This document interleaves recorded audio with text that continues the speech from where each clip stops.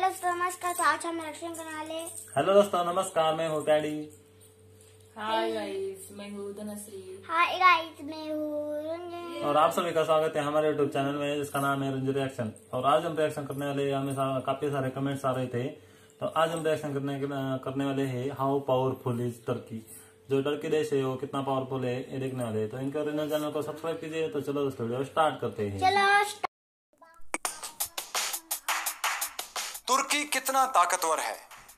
इस्लामी दुनिया में अगर कोई एक मुल्क अमेरिकी बालादस्ती को चैलेंज करता है तो वो तुर्की ही है। इसकी एक मिसाल हाल ही में देखने में आई जब अमेरिका ने इसराइल में अपना सफारत खाना मकबूजा बैतुल मुकद्दस मुंतकिल करने का अमल शुरू किया तो तुर्की ने इसराइल से डिप्लोमेटिक रिलेशंस तोड़ लिए।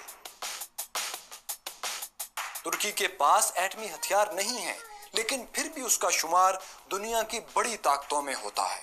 आखिर तुर्क कौम की ताकत क्या है और तुर्की कितना ताकतवर है, हम देखते हैं। वैसे तो तुर्की का रकबा पाकिस्तान से कम है। इस रकबे में मौजूद पानी और आबादी भी पाकिस्तान से थोड़ी है, लेकिन इसके बावजूद तुर्की की सबसे बड़ी कुव्वत उसका जुग्राफिया ही है।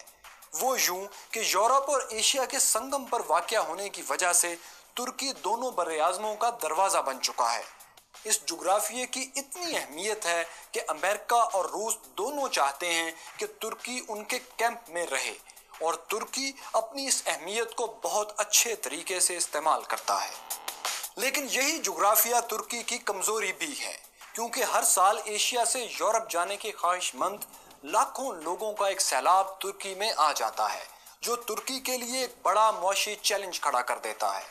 यूरोप समझता है कि तुर्की ऐसे तारकीने वतन को रोकेगा, जबकि तुर्की के लिए उन्हें रोकना, अपने मुल्क में ठहराना या वापस भेजना, तीनों काम ही दर्द सर बन जाते हैं। 2015 में ईलान कुर्दी की तुर्क साहिल से मिलने वाली लाश ने दुनिया भर में तहलका मचा दिया था।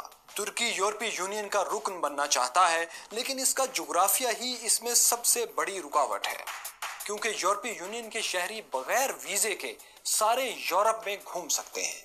अगर तुर्की यूरोपीय यूनियन का रुकन बनता है तो हर साल एशिया से आने वाले लाखों तारकीने वतन भी बाआसानी यूरोप में चले जाएंगे।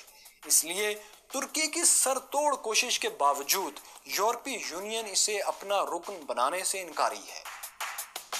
माशी लिहाज से देखें तो तुर्की 863 अरब डॉलर जीडीपी के साथ दुनिया की 17वीं बड़ी मुआशी ताकत है। तुर्क मईशत में सियाहत रीढ़ की हड्डी की हैसियत रखती है। हर साल दुनिया भर से 70 लाख सयाह यहाँ आते हैं। इसके अलावा तुर्की में गाड़ियों, इलेक्ट्रॉनिक्स और टेक्सटाइल की सनत ने भी बहुत तरक्की की है। फौजी मैदान में तुर्की की अहमियत और भी ज्यादा है। तुर्की दुनिया की 8वीं बड़ी फौजी ताकत है, जबकि पाकिस्तान 13वीं, भारत चौथी और चीन तीसरी बड़ी फौजी ताकत है। नेटो का रुकन होने की वजह से कोई मुल्क तुर्की के फौजी मुफादात को बराह रास्त नुकसान नहीं पहुंचा सकता। ऐसा करने की सूरत में उसे मगरबी फौजी इत्तेहाद नेटो से भी जंग करना पड़ेगी। नेटो इत्तेहाद में अमेरिका के बाद सबसे बड़ी फौज तुर्की की ही है, जिसकी तादाद 4,10,000 है। तुर्की के पास 1018 लड़ाका तैयारे हैं।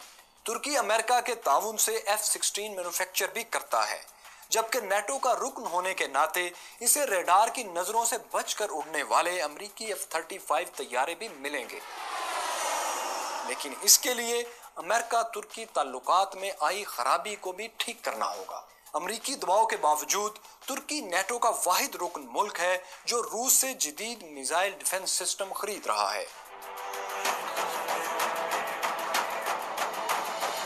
तुर्की को अपने जुग्राफिये और इस्लामी ममालिक में अहमियत की वजह से वसी सियासी कुव्वत भी हासिल है।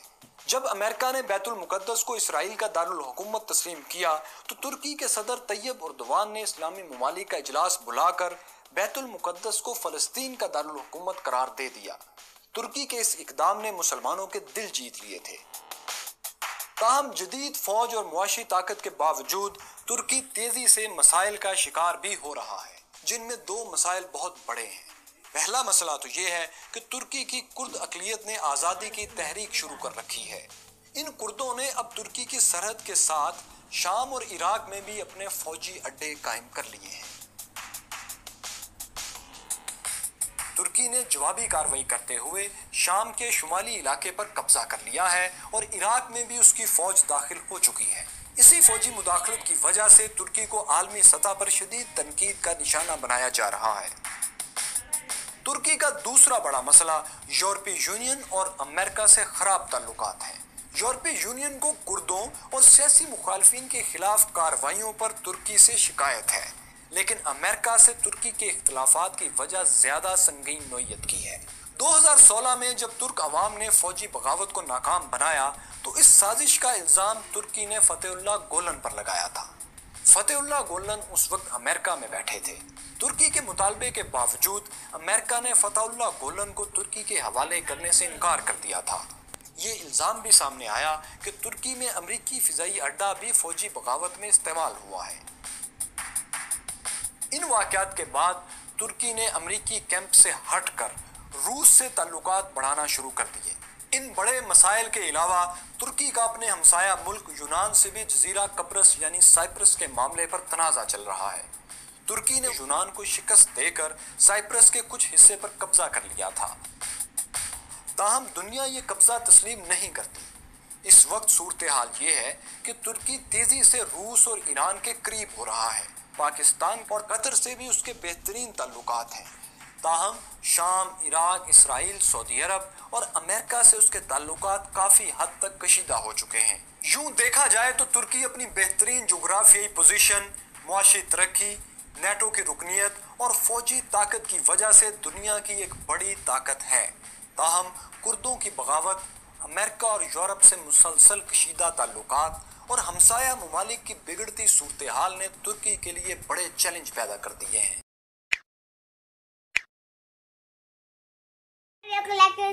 बहुत अच्छी वीडियो थी और बहुत इंफॉर्मेटिव वीडियो थी। जो तुर्की देश है वो यूरोप और एशिया के एक संगम पे बसा है, क्योंकि उसके बाजू में क्या बोलते हैं, रशिया भी है और इधर अमेरिका भी है। तो बहुत ही पावरफुल देश है। इस वीडियो में तो हमें बहुत जानकारी मिली और 2023 के बाद 23 में ही वो कितना पावरफुल होगा और ये उन पे 100 साल का जो क्या था वो हटने वाला है, तो उसके बाद तो बहुत पावरफुल होगा।